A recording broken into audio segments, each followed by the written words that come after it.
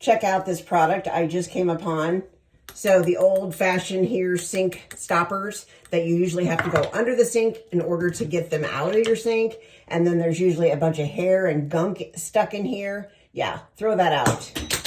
Check out this that I just found. Super simple installation, easy as that. Push the button down, fill up your sink, push the button again, let your water out, and then see all this hair that's around?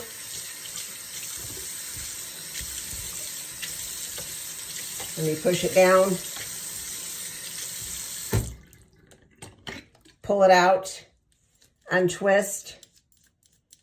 There's all that hair in this little basket or around this end. Clean it out, screw it back in.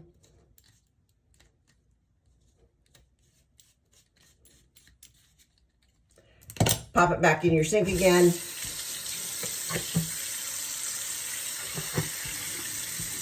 Love it. Gonna replace all of my other bathroom stoppers with these. Love it.